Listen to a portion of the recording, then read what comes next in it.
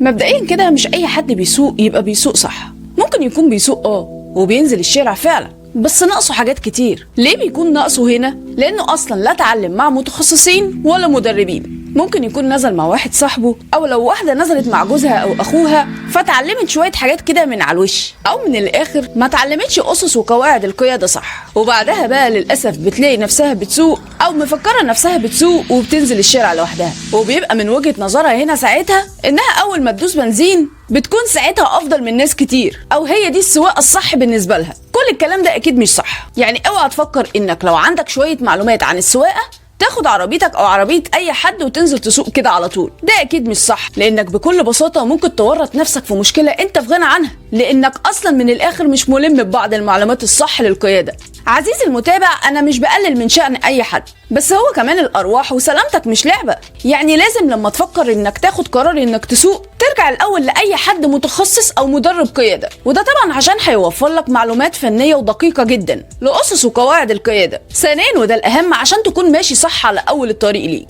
بدون اي خسائر ان شاء الله.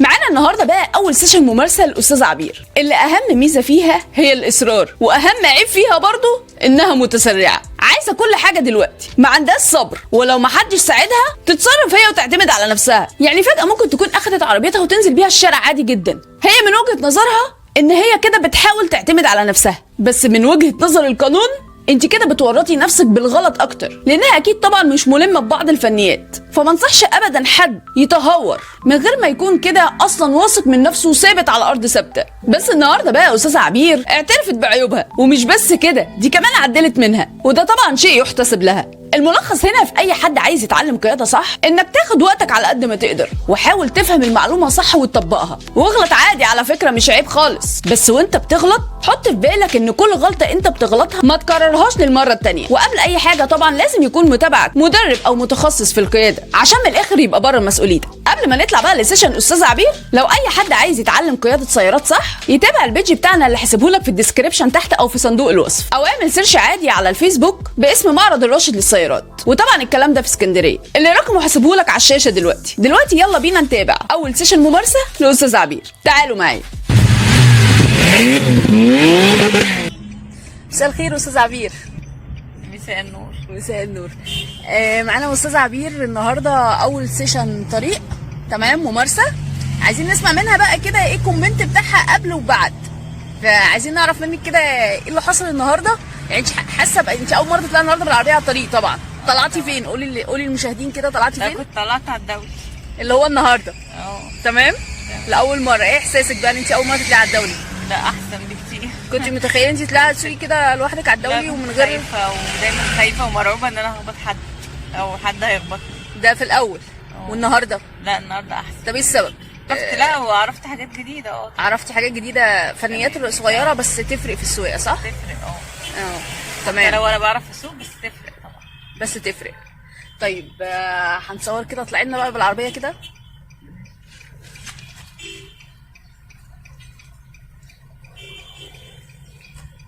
احنا كده بنتحرك.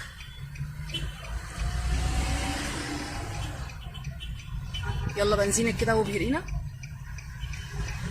زي ما انا طولي.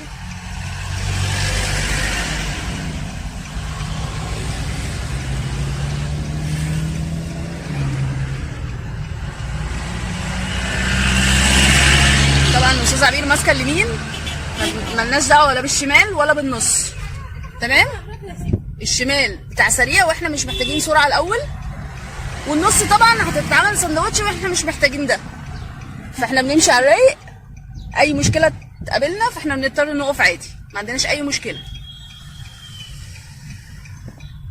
تمام. يلا بينا زي ما انا اهو.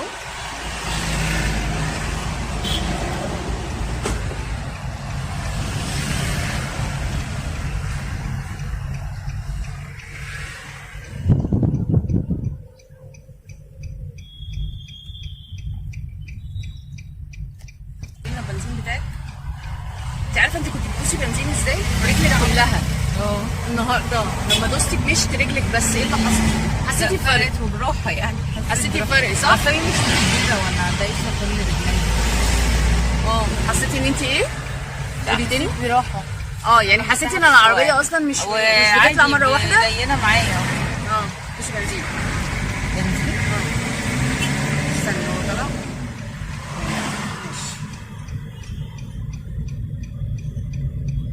انت عارفه احنا جينا في الحاره الشمال ليه دلوقتي؟ عشان ده كان واقف قدامي.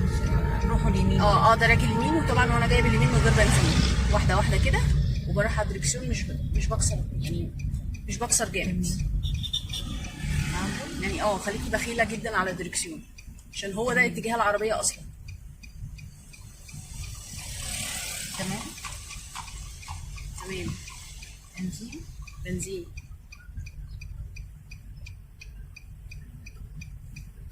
في مطب هنعمل ايه؟ حلو، نطلع بالراحه بس، واحده واحده نطلع يعني.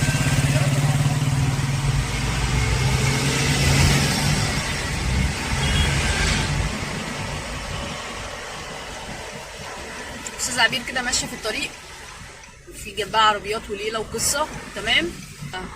تحبي تقولي الحاجه قبل ما ننهي الفيديو ده؟ عايزه توجهي رساله معينه؟